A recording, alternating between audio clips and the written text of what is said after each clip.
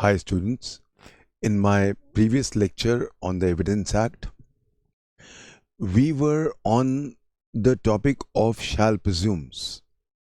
We had started our journey from section 4. Section 4 dealt with two types of presumptions, presumptions of fact and presumptions of law. Presumptions of fact, may presumes. Presumptions of law, again two types, rebuttable presumptions of law, shall presumes. Irrebuttable presumptions of law, which we will do later, conclusive proofs.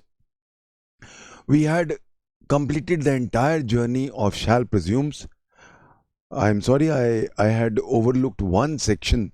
We went on straight to section 114A. Somehow I skipped section 113B. So let me first complete the shall presumes. There was one section which was overlooked. So we will quickly finish 113B. Then we go back to the conclusive proofs.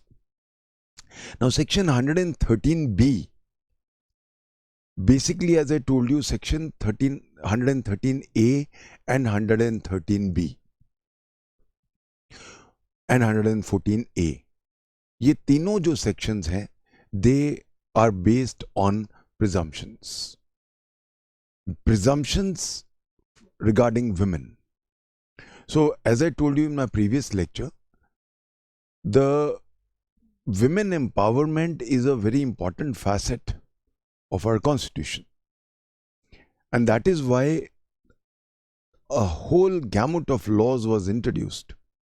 In almost all laws, whether it was IPC, whether it was CRPC, whether it was even CPC, and then evidence, where we gave more and more power for women, going for women empowerment. Now 113A, we saw it was may presume. 113A में क्या था? I'll be using more Hindi.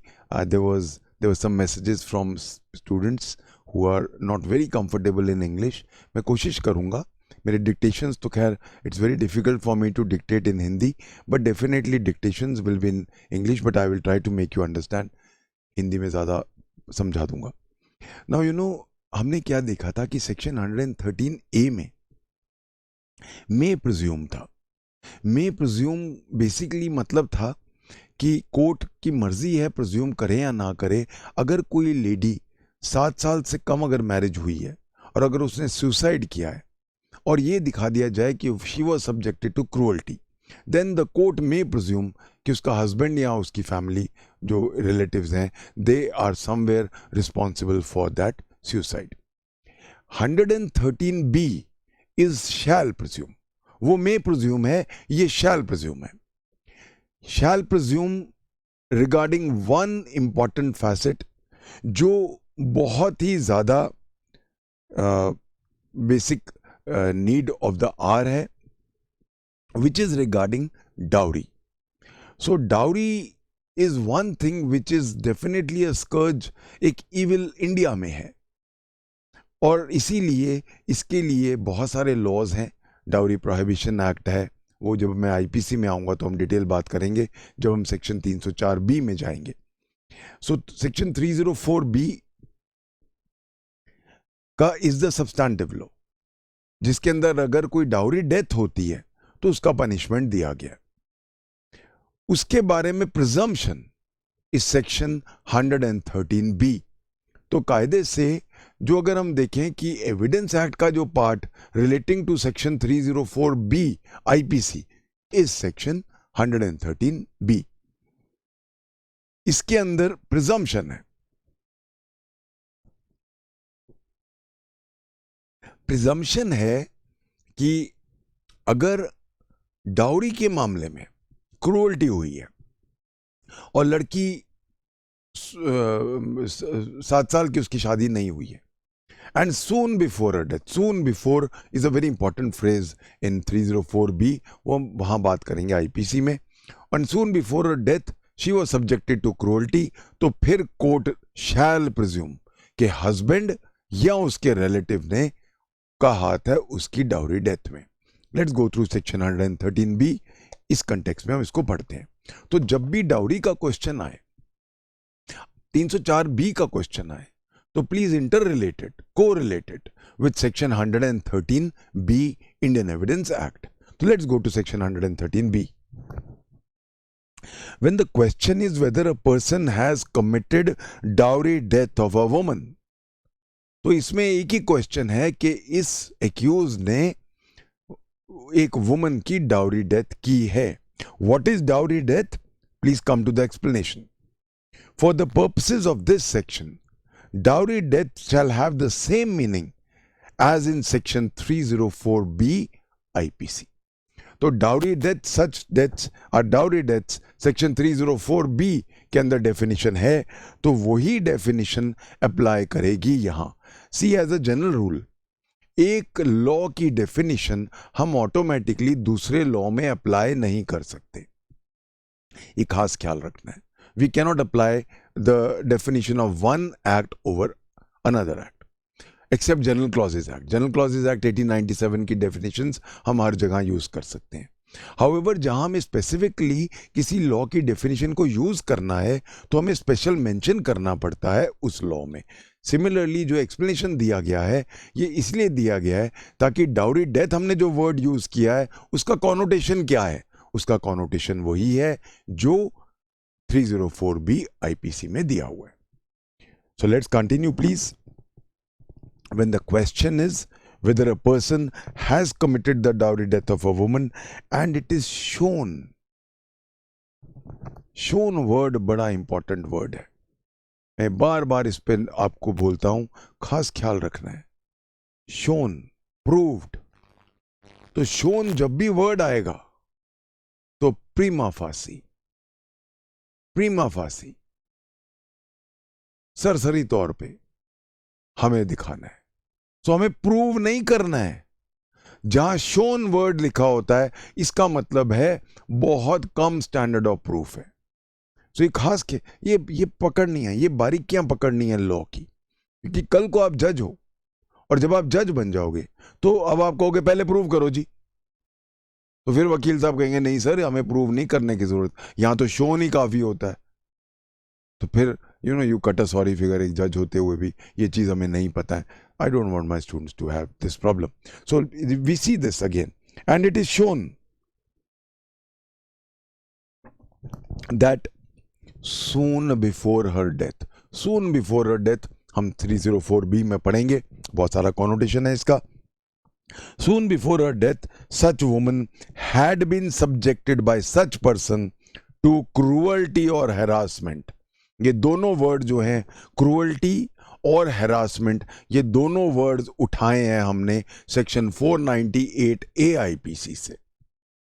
IPC के 498A which defines cruelty, basically उसके दो parts हैं, clause A और clause B. एक word use करता है ये क्रूअल्टी और दूसरा वर्ड यूज करता है हैरासमेंट. तो दोनों को कवर किया गया यहां पे. Subjected by such person to cruelty और harassment for or in connection with any demand for dowry. When I say connection with demand for dowry, so the word demand of course has come up for judicial consideration by the Honorable Supreme Court. वो हम again जैसे मैंने बोला 304B में हम पूरा time लगाते हैं इस पे. तो डिमांड वर्ड सिर्फ डिमांड की तरह नहीं पढ़ना है, एक रिक्वेस्ट भी तो डिमांड हो सकती है. तो even so the word demand has not to be read, has not to be interpreted technically as a demand कि जी मैंने डिमांड थोड़ा की थी. तो वो एक सिंपल रिक्वेस्ट है. जो तरीके हैं वो सारा डिमांड के अंदर आएगा, हम वहाँ देखेंगे. सो अब in connection with demand for any dowry, तो dowry is the base word of this presumption. अगर कहीं कोई क्रूअल्टी है और वो डाउरी से रिलेटेड नहीं है तो 113B में नहीं आएगा, फिर वो 113A में जाएगा. Only and only dowry deaths are the subject matter of section 113B. अगर तो इसका मतलब है अब अगर कोई डाउरी डेथ है और dowry death soon before her death she was subjected to cruelty or harassment in connection with dowry, तो फिर कोर्ट क्या प्रिज्यूम करेगा? Then the court shall presume.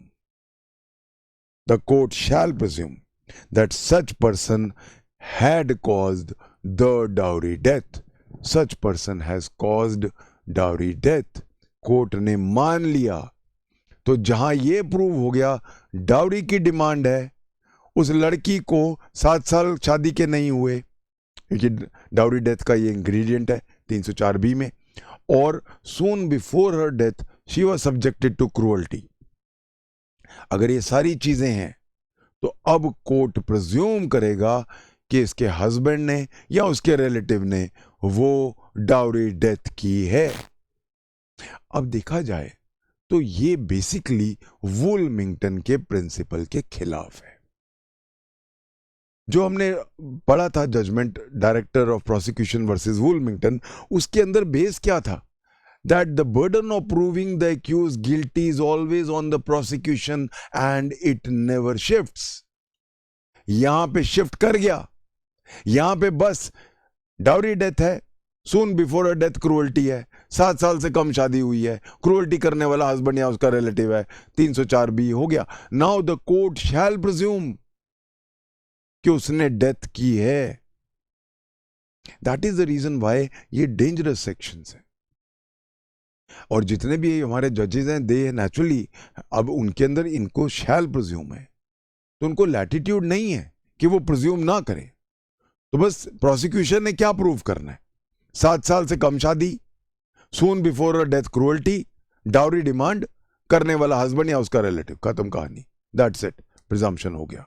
Court मान लेगा आपने डाउरी डेथ किया है. Now the burden of proving is upon you. आप प्रूव करोगे कि मैंने डाउरी डेथ नहीं किया. अब ये क्योंकि शैल प्रिज्यूम है तो रिबटेबल है, but then the burden of proving is not on the prosecution. ये मेन फर्क पड़ जाता है. तो इसका सबसे ज्यादा असर क्या होता है? असर ये होता है कि जो हमारा बेस प्रिंसिपल है क्रिमिनल ज्यूरिस्प्रूडेंस का, कि it is always the burden of proving is always on the prosecution, ये निगेट करता है. यही क्वेश्चन आपके प्रीलिम्स का आता है. This is how it comes. You know, you may get a question on mains also. इस पे मेंस का क्वेश्चन कैसे बन के आएगा? You know, the question will come up like this. Section 113B is a negation of the established principle of criminal jurisprudence that the onus of proving the accused guilty lies on the prosecution and it never shifts. ये question आ जाएगा. 5 number का, 7 number का ये question. जैसे कि मैंने बोला, पिछले 3-4 साल में मैं क्या देख रहा हूं, गॉन आर द डेज जब लंबे लंबे क्वेश्चन डालते थे. 20-20 के 5 क्वेश्चन डाल दिए. अब ये क्या कर रहे हैं, हर क्वेश्चन के 5-5 भाग बना रहे हैं. Question number 1 ABCDE, ABCD 5 marks is 20 marks हो गए. ये ज्यादा डेंजरस है, क्योंकि अब वो आपको, अगर आपको 10 क्वेश्चन पूछते थे और अगर 4-4 या 5-5 पार्ट्स बना रहे हैं, 4 भी बना रहे हैं, ABCD बना रहे हैं, तो कितने क्वेश्चन हो गए? 40 टॉपिक पूछ रहे हैं आपसे वो. तो बहुत स्मार्ट इनको ये चीज समझ आ गई है. तो अब ये चीज मैं देख रहा हूं कि पूरा फैल गया. So be prepared for such questions. अब ऐसी चीजें ना तो जो हमारी गाइड्स हैं, जो, and please don't touch guides. मुझे आई एम श्योर गाइड्स वाले मुझे, they would wish me dead, but you know, guides restrict your knowledge, और गाइड्स में डेप्थ नहीं होते हैं. I would sincerely advise my students not to touch guides. Guides is not for AKAL students. 2 ही चीजें करनी है. You have to only master your bare act. साथ साथ मेरे नोट्स खोल लो, मैं हर सेक्शन कराता हूं, वर्ड बाय वर्ड कराता हूं. इधर बेयर एक्ट कर लो, इधर मेरे नोट्स खोल लो. दोनों इकट्ठे पढ़ते जाओ, मास्टरी करते जाओ. जो मैं आपको क्वेश्चन बोल रहा हूं वो लिखते जाओ. जो मैं कह रहा हूं प्रीलिम्स का, वो प्रीलिम्स के रजिस्टर में. जो मैं मेंस के बता रहा हूं वो मेंस का लिखते जाओ. और जो मैं कह रहा हूं ये इंटरव्यू में आया हुआ है, वो इंटरव्यू में लिखते जाओ. तो कायदे से आपके 4 रजिस्टर हैं. एक जो आपके मेरे क्लास नोट्स हैं, और 3 जो आप बना रहे हो प्रीलिम्स का, मेंस का और इंटरव्यू का। हम जब एक एक चीज कर रहे हैं, जब हम संजीवनी बूटी का पहाड़ी लेके जा रहे हैं, तो कुछ आ ही नहीं सकता बाहर से। तो कोई रीजन ही नहीं है कि आप फेल हो जाओ। मुझे एक रीजन बता दो। इसीलिए please remember, we have to work very hard, क्योंकि एक एक वर्ड कराता हूं और मेरे हर सब्जेक्ट में, सीपीसी में मुझे पिछले बार एक मेरा स्टूडेंट बता रहा था कि सर मेरे 20 रजिस्टर्स भर गए हैं। तो नॉट अ बिग थिंग, एक एक ऑर्डर एक एक रूल करेंगे तो होना ही है। पर वो आपकी इतनी बड़ी वेल्थ है कि वो वेल्थ आपके साथ थ्रू आउट चलेगी। और जब भी आपको कुछ समझ नहीं आ रहा है, सेक्शन वाइज हमने किया हुआ है, वो खोला, पढ़ा, समझ गए। पर मैं तो ये एडवाइस करूंगा कि जब रोज के रोज आप पढ़ रहे हो तो रोज के रोज मास्टर करते जाओ। कि एक बार आंख बंद करके भी आपको मैं पूछूंगा 113A में क्या है, 113B में क्या है, आप टट सब बता दोगे। एक बार ये कंसेप्ट क्लैरिटी हो गई तो आप अपने वर्ड्स में अपने आप लिखना शुरू कर दोगे वहां पे। Okay, so now we have a shall presume. Let's just discuss a little bit more about this. पहला पॉइंट ये है कि now the question which came up, is this a retrospective section. ये मामला आया था इलाहाबाद हाई कोर्ट में, Bhura Singh versus state of Uttar Pradesh. Bhura Singh versus Uttar Pradesh, 1992, Allahabad. It was held that normally procedural laws are retrospective in nature, and 113B being procedural, it can be applied retrospectively. So Allahabad high court ने तो इसको retrospective operation दिया हुआ है। Now एक चीज और है, एक बहुत इंपॉर्टेंट एस्पेक्ट है, ये बहुत ध्यान से सुनिएगा, क्योंकि ये एक डिस्कशंस में आ जाता है। When we are in the interview board ऐसी चीजें आती हैं। लेट्स टेक एन एक्सेप्शन, एक एग्जांपल लेते हैं। एक लड़की मर गई, जल के मर गई। उसके पेरेंट्स ने इल्जाम लगाया कि लड़की को जलाया गया, और सेक्शन 30 और डाउरी डेथ है, तो सेक्शन 302 रेड विद 304B हो गया। ट्रायल चला, मर्डर प्रूव नहीं हुआ। मर्डर प्रूव नहीं हुआ, एंड में प्रूव हो गया कि लड़की ने सुसाइड किया था, मर्डर नहीं है उसका। अब क्वेश्चन ये उठा कि अगर मर्डर डिस्प्रूव हो गया, 302 डिस्प्रूव हो गया, अब एक चार्ज अभी भी बचा हुआ है, 304B डाउरी डेथ। उसको प्रूव करने के लिए क्या अब जब हम 304B को ट्राई कर रहे हैं, तो क्या हम 113B का प्रिजम्पशन ले सकते हैं, notwithstanding the fact कि 3022 section 302 IPC has been disproved? क्या हम तब भी प्रिजम्पशन ले सकते हैं? The answer is yes. 304B का 302 से कोई लेना देना नहीं है, वो दो अलग चीजें हैं।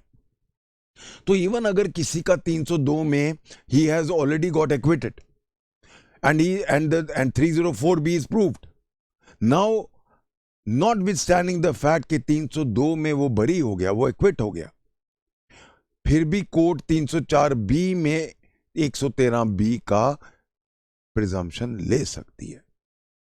नॉट ओनली प्रिजम्पशन ले सकती है, उसमें सजा दे सकती है, और उसमें सजा लाइफ इम्प्रिजनमेंट तक है।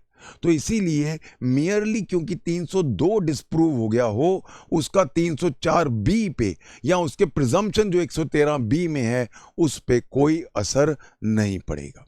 I hope everybody is clear on this. ये जो मैं आपको बता रहा हूं, ये एक सुप्रीम कोर्ट का जजमेंट है, अलामगीर सानी, ALAMGIR, ALAMGIR, अलामगीर सानी, SANI, अलामगीर सानी versus state of Assam, 2003 supreme court.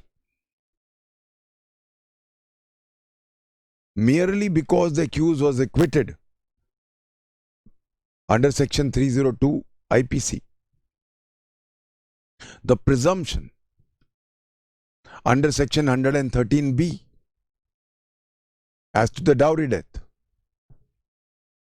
did not stand automatically rebutted. तो प्लीज रिमेंबर 302 में, प्लीज लिख लो, जल्दी बोल गया हूं, कुछ लोग लिख नहीं पाए. As to dowry death did not stand automatically rebutted. तो एक चीज ये बहुत इंपॉर्टेंट जजमेंट क्या आया इस आलमगीर सानी में. सुप्रीम कोर्ट ने कहा कि मियरली क्योंकि 302 का चार्ज डिस्प्रूव हो गया है, क्योंकि 302 में वो एक्विट हो गया, इसका मतलब ये नहीं है कि 304 बी के अंदर जो हमने 113 बी का प्रिजम्पशन लिया है वो ऑटोमेटिकली रिबट हो गया. नहीं, 304 B is a distinct offence from section 302. I hope I am clear on this very very important point. एक और थोड़ा इंटरेस्टिंग सा ही मामला है. एक हस्बैंड ने सुसाइड कमिट कर ली. रीजन था उसकी वाइफ की क्रूअल्टी. आजकल तो काफी कॉमन है ये चीज. Now the question came up before Madhya Pradesh high court कि जहां एक हस्बैंड क्रूअल्टी की वजह से सुसाइड कर लेता है, can this be now applied? So that it was said that 113AB do not apply to males. These sections have been made by public policy only in favor of wives. Husbands are not covered by this. ये जो एक हमारा interesting ये है, this was Alka Grewal versus state of Madhya Pradesh. Alka Grewal versus state of Madhya Pradesh, 2000 Madhya Pradesh, where a husband committed suicide because of the alleged cause of cruelty by a wife. It was held by the Madhya Pradesh High Court that no presumption could be taken under section 113A or 113B against the wife.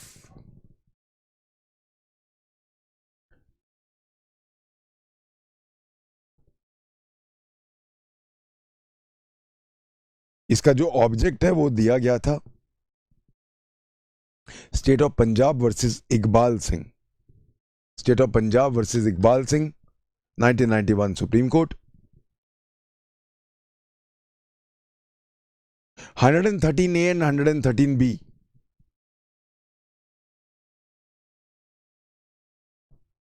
have been framed to curb dowry death menace and also abatement of deaths of married women. I hope now everybody is clear about section 113B. We now finish what we call shall presumes. अब खत्म है. अब हम आते हैं last part of presumptions. The last part of presumptions deal with irrebuttable presumptions of law. Presumptions of law are of two types: rebuttable, which are shall presumes, and irrebuttable, which are called conclusive proofs in section 4. Section 4 तीन तरह के presumptions की बात करता है: may presumes, shall presumes और conclusive proofs. Shall presume or conclusive proof, both of these are presumptions of law. Shall presumes are rebuttable presumptions of law. Conclusive proofs are irrebuttable presumptions of law. Conclusive proof क्या होता है? एक fact जब prove हो गया तो वो दूसरे फैक्ट का conclusive proof बन जाता है. तो एक फैक्ट जब प्रूव हो गया तो वो अब दूसरे फैक्ट का कंक्लूसिव प्रूफ मतलब अब उसको रिबट नहीं किया जा सकता। इसके ऊपर हमारे पास 3 सेक्शंस हैं। The 3 sections dealing with conclusive proofs. Section 112, the most important section. Section 113 and Section 41. ये 3 सेक्शन हैं कंक्लूसिव प्रूफ के हमारे पास। कंक्लूसिव प्रूफ क्या होता है? जैसा कि मैंने बोला, एक फैक्ट अगर प्रूव हो गया तो वो दूसरे फैक्ट का कंक्लूसिव प्रूफ है। दूसरे फैक्ट को आप रिबट नहीं कर सकते। कोर्ट मान लेगा कि वो फैक्ट एग्जिस्ट करता है।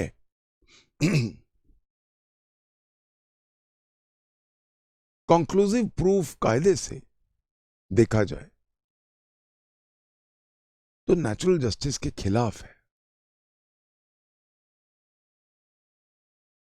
It is ostensibly against the principles of natural justice. आप मौका ही नहीं दे रहे दूसरे को, अलाउड ही नहीं है। एक फैक्ट प्रूव हो गया, दूसरा फैक्ट प्रूव हो गया, नॉट ओनली प्रूव हो गया, कंक्लूसिवली प्रूव हो गया। तो जब भी कभी कोई क्रिटिकल एग्जामिनेशन आता है, कहीं भी कोई क्वेश्चन में क्रिटिकली एग्जामिन, तो इसका मतलब होता है हमने उसका एनालिसिस देना है और दोनों तरफ के पहलू देने हैं, दोनों तरफ के एस्पेक्ट्स देने हैं, दोनों फैसेट्स देने हैं एक मामले के। That is called critically examine. अब अगर हम क्रिटिकल एग्जामिनेशन की बात करें कंक्लूसिव प्रूफ की,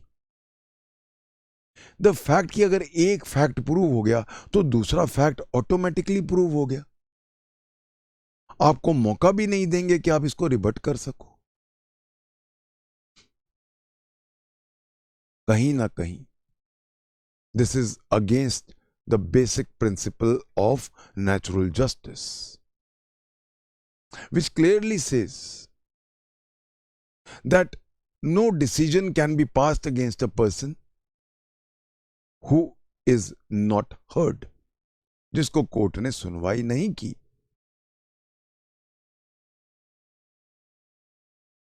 But then why are we allowing it? अगर ये जस्टिस के खिलाफ आपको लग रहा है और नेचुरल जस्टिस के खिलाफ है, तो फिर अलाउ क्यों कर रहे हैं? क्योंकि पब्लिक पॉलिसी उस नेचुरल जस्टिस से ज्यादा ऊपर है। So conclusive proofs, the object of conclusive proofs is basically to ensure a larger justice than a personal natural justice. It's a justice which ensures equality, convenience, and a general justice which I will call for the society per se. Society का justice personal justice के ऊपर होता है। The interests of the society are always bigger than personal interests. Conclusive proof उस चीज का एक उदाहरण है।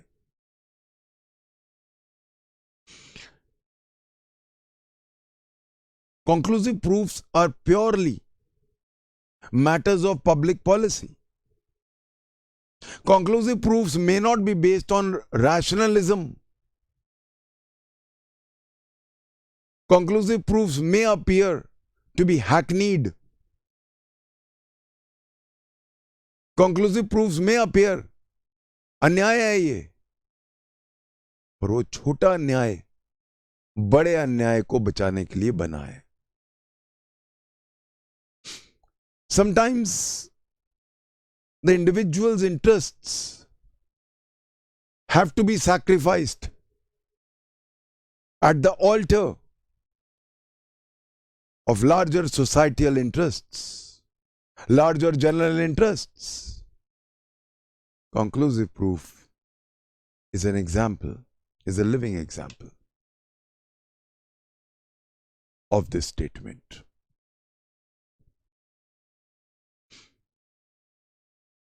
इसमें हम सबसे पहले लेंगे जिसका सबसे पहला मोस्ट इंपॉर्टेंट टॉपिक है, सेक्शन 112। सेक्शन 112 आपके प्रीलिम्स का क्वेश्चन है, मेंस का क्वेश्चन है और पूरा 15 नंबर का क्वेश्चन है, और इंटरव्यू का डेफिनेट एक क्वेश्चन है। सेक्शन 112 की मास्टरी बहुत जरूरी है, because this is one question which is always marked code red as far as importance in the examination is concerned.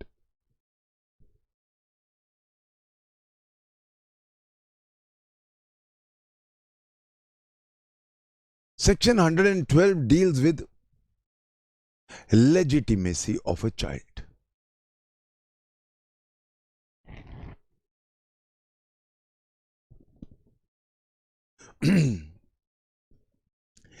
Legitimacy of a child एक बहुत इंपॉर्टेंट एस्पेक्ट है हमारी सोसाइटी का।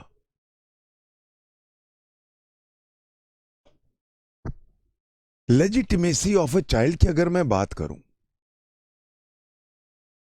ये एक हाईली इंपॉर्टेंट मैटर होता है,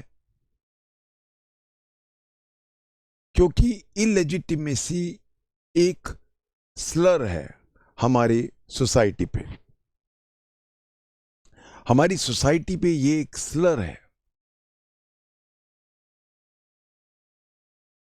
हमारी सोसाइटी कहीं ना कहीं इलेजिटिमेसी को बहुत बुरी नजर से देखती है। एक इलेजिटिमेट बच्चा जो होता है उसको एक बास्टर्ड तक कहा गया है। एक इलेजिटिमेट बच्चा जो होता है उसके बेचारे के प्रॉपर्टी राइट्स नहीं है। In one of the judgments by the honourable supreme court,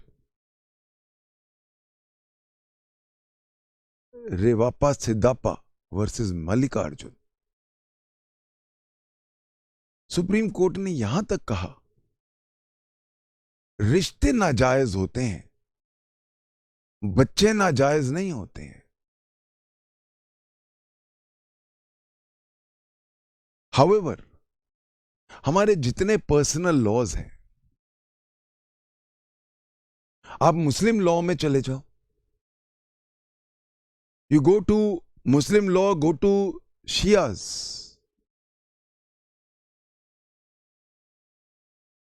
an illegitimate child is nullius filius, exist ही नहीं करता है। सुन्नीज में चले जाओ, it is matris filius. Hindu succession law में आ जाओ, मैट्रिस फिलियस, मां का बच्चा है बस। सक्सेशन में पूरे अंकुश हैं उसके ऊपर।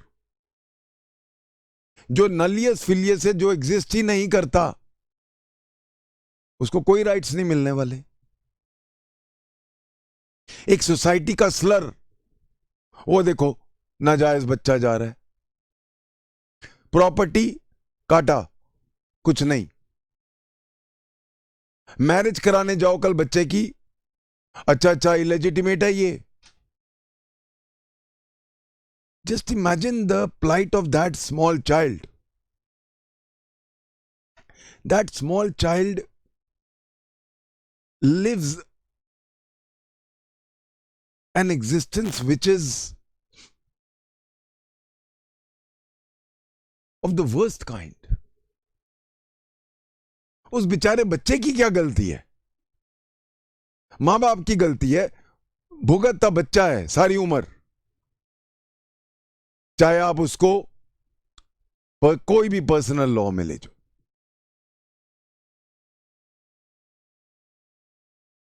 A child who has been labeled as illegitimate becomes a second grade human being in his own eyes. In his own eyes. Why? पूरी सोसाइटी उसको रियलाइज करा देती है हर एस्पेक्ट पे, पढ़ते वक्त, शादी करते वक्त, सक्सेशन में, that you are an inferior human being because of the faults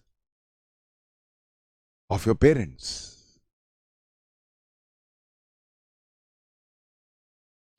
law का क्या काम है?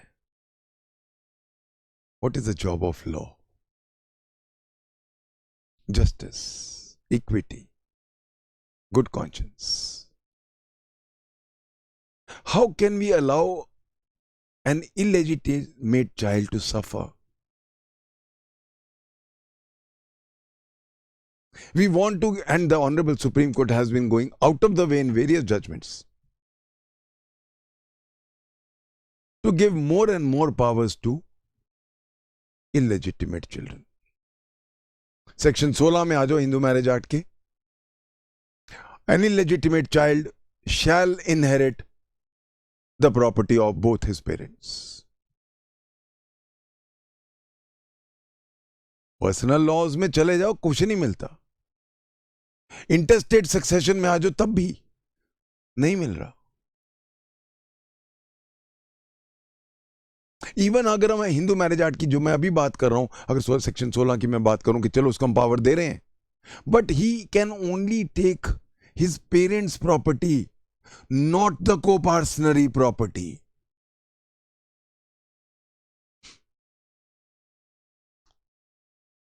That is the reason why law presumes marriage. Law is in favour of marriage. Marriage के फेवर में लॉ झुकता है हमेशा.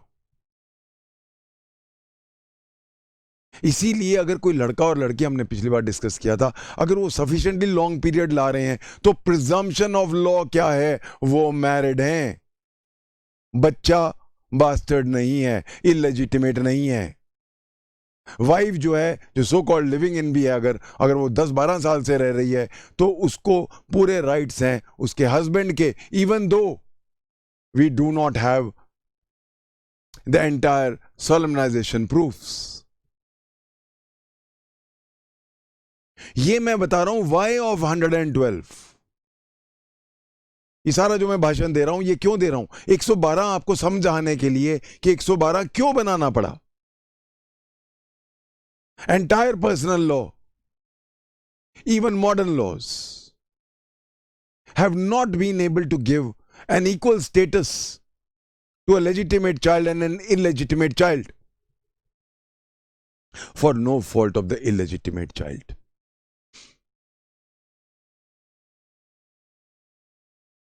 We had to give a very, very, very solid presumption. A presumption of law, an irrebuttable presumption of law, a conclusive proof. इसीलिए 112 बनाया गया है. इसीलिए 112 एक conclusive proof है. किस चीज का? दो चीजों का. Two things. So section 112 का ऑब्जेक्ट क्या है? To make a law in favor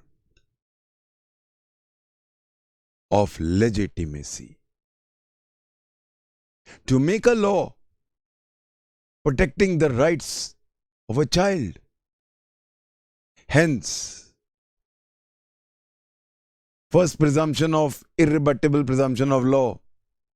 A child born during the existence of a valid marriage is legitimate.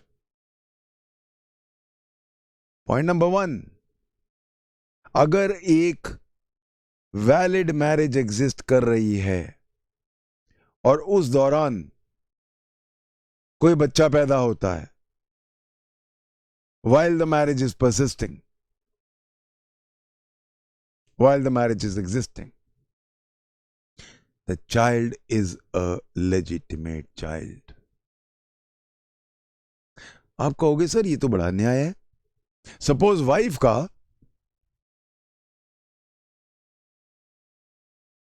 Affair हो गया. जैसे जैसे सोसाइटी आजकल बढ़ रही है, ये चीजें बहुत कॉमन हो रही हैं.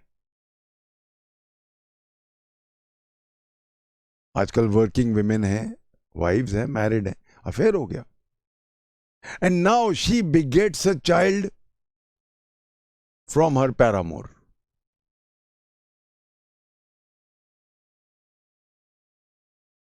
Still, it's a conclusive proof that her husband is the father of that child. मुझे पता है बहुत सारे लोग रिएक्ट कर रहे हैं, क्या बोल रहे हैं सर. I know.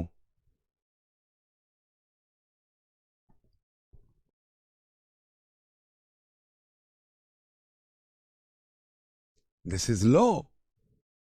आपको पसंद नहीं आता तो ना आए. हमें बच्चे का इंटरेस्ट देखना है.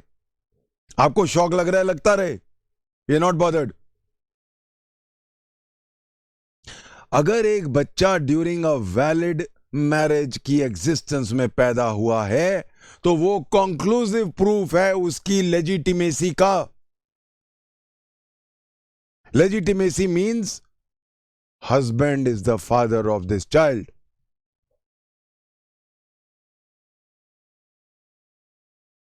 हां, एक लैटिट्यूड दे रहा है यही लो. वो लैटिट्यूड क्या है? प्रोवाइडेड जब वो बच्चे का कंसेप्शन हुआ तो हस्बैंड का एक्सेस था वाइफ के पास. हम एक्सेस वर्ड को बहुत डिटेल में पढ़ेंगे, पहले कंसेप्ट समझ लें. हस्बैंड का access basically has been interpreted by the Privy Council, by the Honorable Supreme Court in many cases as an opportunity. Please word ये ध्यान से सुनो. Opportunity of having sexual intercourse with the wife. तो अगर husband को opportunity थी wife के साथ सेक्सुअल इंटरकोर्स करने की तो उसका एक्सेस है. अगर वो घर आके अपने वाइफ के साथ सो रहा है, अब अगर इवन वाइफ ने अपने पैरामोर का बच्चे को जन्म दिया है, husband will be the deemed father.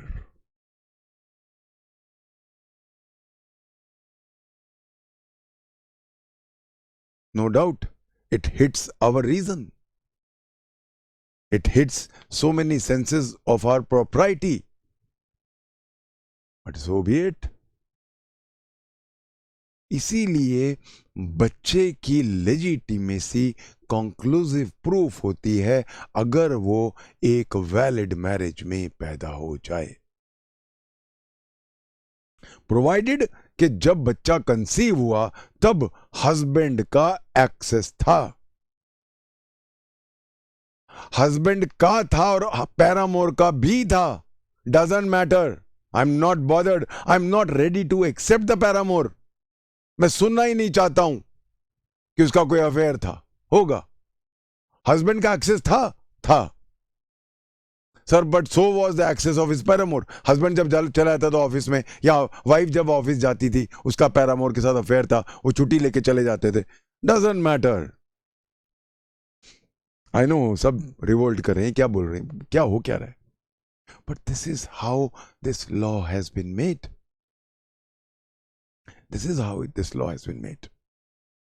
और आगे जाके मैं आपको बताऊंगा कि आप रोविंग मेडिकल इंक्वायरीज भी नहीं कर सकते.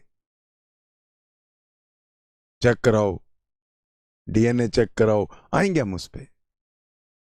सो पहला पॉइंट सबको आई होप समझ आ गया हो.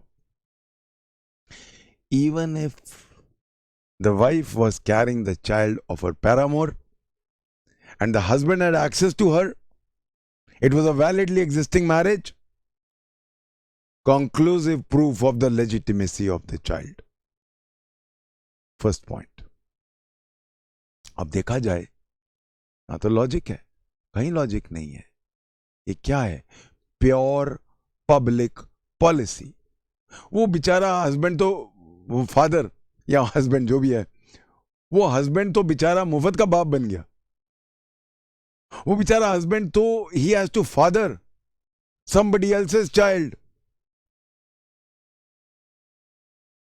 Individual interest is being sacrificed at the altar of societal interest. It is a wonderful example of this. We don't, मैं बताऊंगा आगे जाके, हम ऑब्जेक्ट्स पढ़ेंगे सुप्रीम कोर्ट की लैंग्वेज में. We don't want to bastardize children. We don't want to unnecessarily make roving inquiries into whether my child is legitimate or not. नहीं तो क्या होता? अगर ये ना होता प्रिजम्पशन, तो हर हस्बैंड क्या कहता? इसकी नाक मेरे से नहीं मिलती, पड़ोसी से मिलती है, कुछ गड़बड़ है. मैं तो गंजा हूं, ये इसके बच्चे के बाल इतने कैसे हो गए, कोई गड़बड़ है. मैं तो गोरा हूं, ये बच्चा काला कैसे हो गया, कुछ तो गड़बड़ है. Look at the end. कहां खत्म होता? लड़ाइयां होती, कोर्ट्स भर जाते, मैरिजेस टूट जाती, पैंडेमोनियम हो जाता. Sociological pandemonium, I'll use the word. There would be a sociological pandemonium in the field of marriage. There would be a social disorder. Can't be tolerated. We will have to sacrifice personal interests. We have no option. It's too large a societal interest. बहुत बड़ा interest है ये. आटे के अंदर घुन भी पिसेगा तो पिसेगा. We have no option.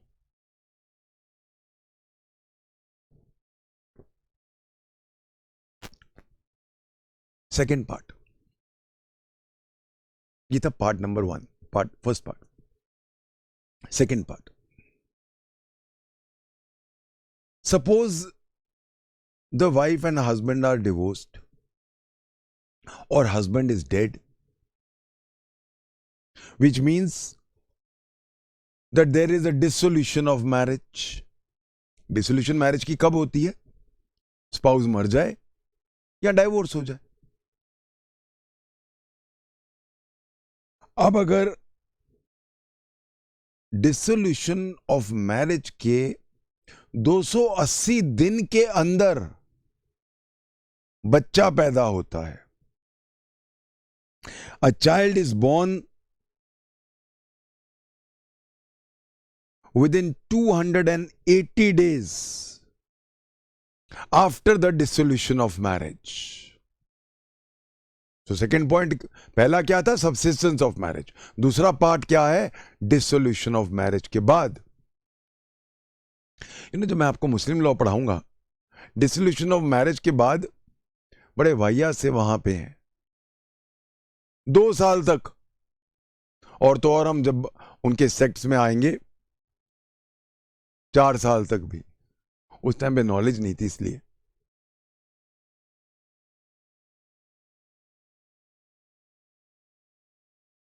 So a child born within 280 days after the dissolution of marriage shall be again a conclusive proof of his legitimacy. 280 दिन में मैरिज के dissolution as I said can be because of 2 reasons. Dissolution of marriage के 280 दिन के बाद भी कि 280 दिन के अंदर, the word exact word used is with in 280 days.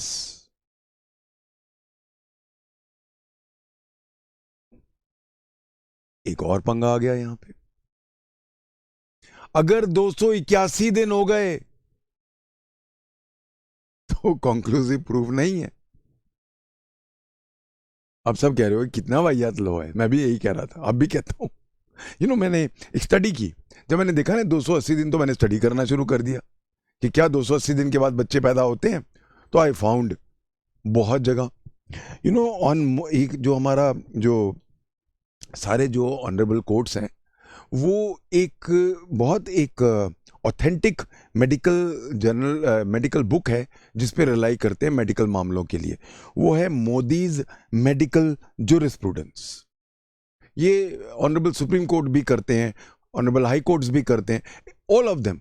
जब भी कोई कंफ्यूजन हो जाए मेडिकल मामलों के बारे में, तो ये एक हमारी स्टैंडर्ड बुक है। कोई भी चीज़ जो मर गया, बॉडी मर गई, जैसे मर गया तो बॉडी के से 8-9 घंटे हो गए, तो 8-9 घंटे के बाद बॉडी में क्या क्या चेंजेस आते हैं, कहाँ से देखें? Modi's medical jurisprudence. ये एक बहुत अच्छी किताब है, मैंने तो अपनी पर्सनल कॉपी भी खरीदी हुई थी क्योंकि ये चेक करना था। तो मैंने उसके अंदर देखा, और उसके अंदर मेरे पास जो अब पता नहीं, मेरे पास जो एडिशन है वो 22nd एडिशन है। 22nd एडिशन के पेज नंबर 540 पे लिखा हुआ है कि child can be born many times after 280 days. बहुत चांसेस हैं कि एक बच्चा 280 दिन के बाद पैदा हो जाए। मेरे पास मोदीज मेडिकल जूरिस्प्रूडेंस का 22nd एडिशन के पेज नंबर 540 पे चीज लिखी हुई है। इसका मतलब है 280 दिन में किसी भी हालत में पैदा करवा लेना, नहीं हो रहा तो सिजेरियन करवा लो, नहीं तो कॉन्क्लूसिवनेस प्रूफ की खत्म हो जाएगी। वही याद लगती हैं चीजें, बट क्या करें, कुछ ना कुछ तो रखना ही था हमने। I am not blaming the legislature. See legislature भी क्या मापदंड रखे? 280 दिन नॉर्मली एक बहुत ही प्रॉपर टाइम है। अब कुछ फ्रीक्स होते हैं, फ्रीक भी नहीं कहूंगा, लड़कियां ज्यादा जेस्टेशन पीरियड होता है पैदा होने में, लड़कियां ज्यादा टाइम लेती हैं, लड़के जल्दी पैदा हो जाते हैं, हमेशा जल्दी में होते हैं। तो नाउ क्वेश्चन ही उठता है कि अगर वो 281वें दिन पैदा हो रहे हैं, विद इन वर्ड है, कॉन्क्लूसिव प्रूफ नहीं है, तो ये थोड़ी सी प्रॉब्लमेटिक है। बट देन जैसे कि मैंने शुरू में बोला, आटे के साथ घुन भी पीसा जाता है, तो this has to be there. So हमने दो चीजें अभी पढ़ी। If a child is born within the existence of a valid marriage, is a conclusive proof of his legitimacy. B, if a child is born within, I am stressing the word within, if a child is born within 280 days of a dissolution of a marriage, it is a conclusive proof of his legitimacy.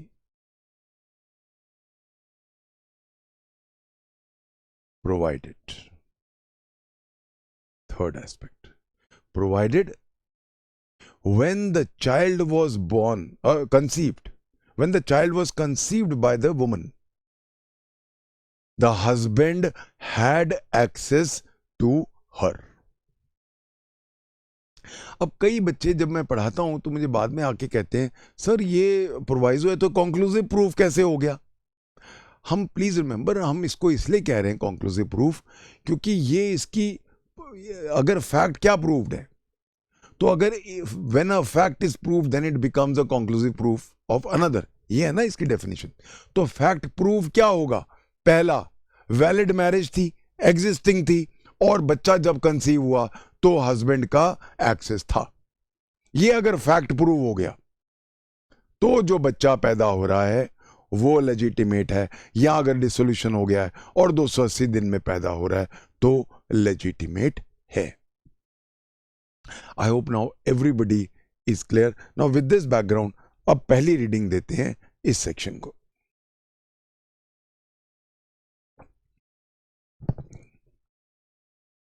The fact that any person was born during the continuance, please underline during the continuance, during the continuance of a valid marriage, please underline valid, then underline marriage, between his mother and any man, between his mother and any man. Point number one, first aspect. Second, or within 280 days after its dissolution, the mother remaining unmarried. Actually, अगर mother ने marriage कर ली फिर तो कैसे हो सकता है presumption? Then it shall be a conclusive proof that he is the legitimate son of that man. इसका मतलब हो गया प्रीलिम्स का क्वेश्चन, सेक्शन 112 किसके व्यू पॉइंट से लिखा गया है? बच्चे के व्यू पॉइंट से, मदर के व्यू पॉइंट से, के फादर के व्यू पॉइंट से? बच्चे के व्यू पॉइंट से. This whole section has been written from the viewpoint of the child.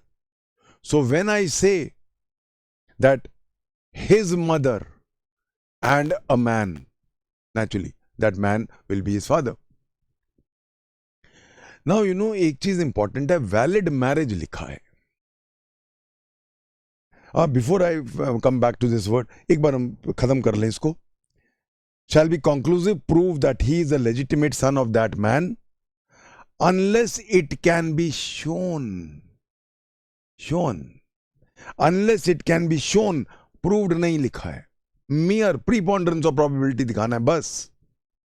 Unless it can be shown that the parties to the marriage had no access to each other. No access to each other, please highlight कर लो. At any time when he could have been begotten. At any time when he could have been begotten का मतलब conceived. जिस time पे बच्चा conceive हुआ, husband wife का एक दूसरे को एक्सेस नहीं था, अगर ये चीज है तो फिर कोई कंक्लूसिव प्रूफ नहीं है. अब मैंने एक बात की, हमने एक बात की थी वैलिड मैरिज की. जहां तक वैलिड मैरिज का सवाल है, what is a valid marriage? Valid marriage होती है जो हमारा लॉ मना नहीं करता.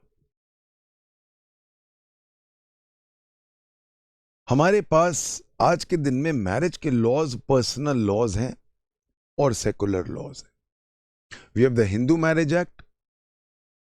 We don't have a Muslim marriage act per se, but we have personal law Muslims. We have the Christian and Parsi laws on marriage and divorce.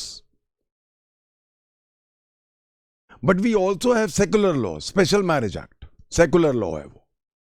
तो आज के दिन में हमारे पास मैरिज के दो टाइप के लॉ हैं. एक तो हमारे पास पर्सनल लॉज हैं और एक हमारे पास सेकुलर लॉज हैं. Validity will be determined as per those laws. अगर मेरी मैरिज हिंदू मैरिज एक्ट में हुई है या अगर मेरी मैरिज मुस्लिम लॉ के मुताबिक हुई है तो उसमें वैलिडिटी क्या है, और अगर मेरी स्पेशल मैरिज एक्ट में हुई है तो इसके कंडीशंस क्या हैं वैलिडिटी के, वो डिटरमिन करेंगे. तो ये तो हो गया वैलिड. अब एक क्वेश्चन और उठता है. सपोज मैरिज वर्ड है, मैरिज का प्रूफ क्या होता है? The only proof of marriage is the solemnization of marriage. A marriage must be solemnized. Suppose मेरे पास solemnization का proof नहीं है. एक लड़का लड़की थे. They started liking each other. They moved in, started living together. हो सकता है उन्होंने कभी चुपके से शादी कर ली हो, पर इकट्ठे रहते हो गए. 2-3 साल हो गए, बच्चा पैदा हो गया, 3-4 साल बाद दूसरा बच्चा पैदा हो गया, सब उनको हस्बैंड वाइफ की तरह ट्रीट करते थे। Whether this will come under valid marriage, क्योंकि अब ये चीज डिटरमिन करेगा कि उनके बच्चे लेजिटिमेट हैं कि नहीं। इसीलिए please remember, as I said in the very beginning, law has a presumption in favour of marriage.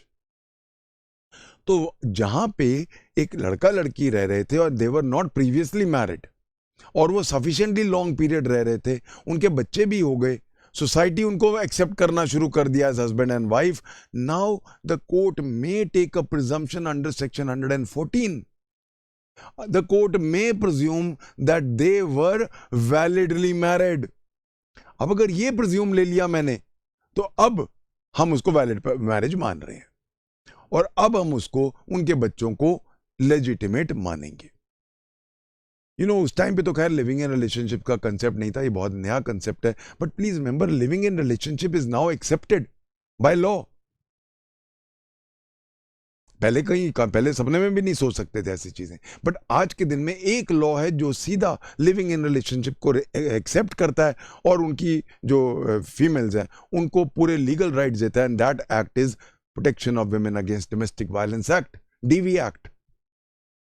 तो DV act living in relationship को रिकॉग्नाइज करता है, उसको शेयर्ड हाउस होल्ड का बेस्ट कंसेप्ट है, वहां पे उसको लड़की को एक ये बेनिफिट देता है, इंटरिम मेंटेनेंस का बेनिफिट देता है, रेगुलर मेंटेनेंस का बेनिफिट देता है, ये सारे बेनिफिट दे रहा है। तो क्या हम, जहां वो सफिशिएंटली लॉन्ग पीरियड में रहे हैं, तो क्या हम उनकी लिविंग इन को वैलिड मैरिज के जो अभी हम यहां बात कर रहे हैं, क्या हम ला सकते हैं? Yes. So the Supreme Court is very clear that we will take a presumption of marriage, of course, other things remaining the same. Now, if anybody challenges it, once the presumption has been taken, the burden of proving is on that person कि शादी नहीं हुई। So इसीलिए valid marriage एक बहुत important aspect बन जाता है हमारे पूरे लॉ का। We've run out of time. We'll take it up from here in my next lecture. Thank you. God bless.